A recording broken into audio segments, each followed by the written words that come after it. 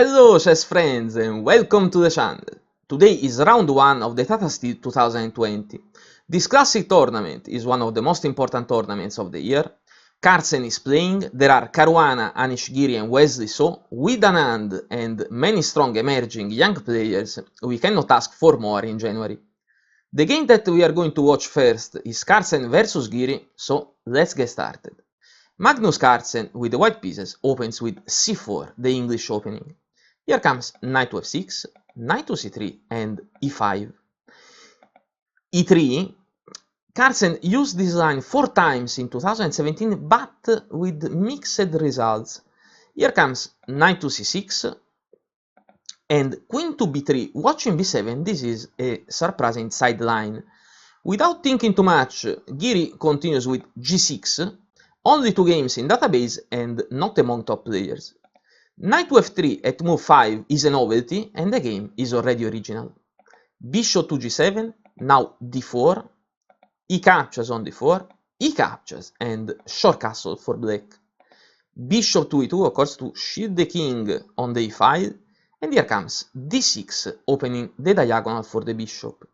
Short castle for white, rook to e8 is good. Here comes h3 and knight to e4. This is a good move because now d4 goes under attack.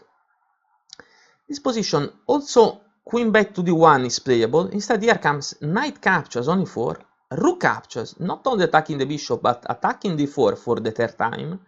So bishop to e3, protecting the pawn and blocking the rook's attack against the bishop, but d4 is still attacked 3 times. In fact, Giri captures on d4, but he captures with the knight. Knight captures on d4, attacking both the queen and the bishop. So, of course, white must capture here on d4. This is not a mistake, but an inaccuracy for sure, because the most precise way to capture was with the bishop. Let's go back one move.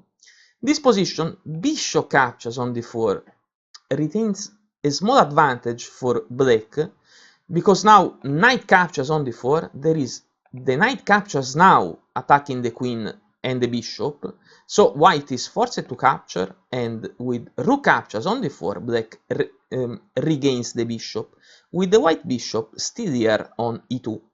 Now let's go back to our game. After bishop to e3, starting with the knight, knight captures on d4, knight captures and bishop captures on d4, there is the intermediate move bishop to f3 attacking the rook that is protecting the bishop, so rook to h4 is the only move. Now bishop captures, rook captures, but the difference is that white gain 1 tempo with the bishop now on f3, also watching b7. Now in this position, Carlsen continues with bishop captures on b7, that is playable.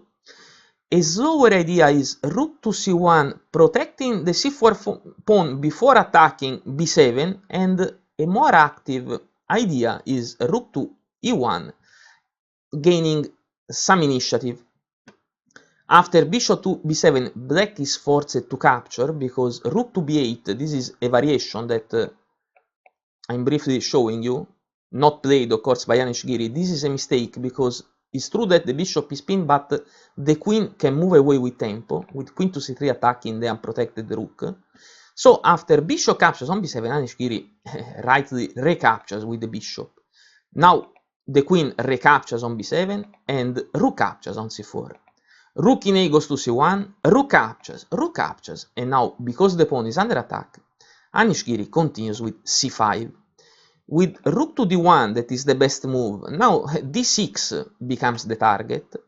Rook to b8, attacking the queen and b2. Queen captures on a7 and rook captures on b2.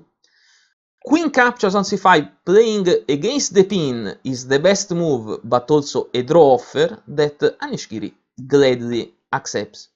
D captures on c5, rook captures on d8 with check, king to g7 and rook to c8. Behind the pass pawn.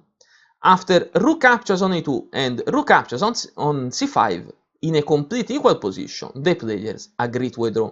So it was a good draw for Giri with the black pieces against Carlsen, and a line played by Carlsen in the English Open that also in the past didn't give him anything special. Our analysis is over. I thank you very much for watching, but of course, see you soon with new games from round 1 of the Tata Steel 2020. Goodbye!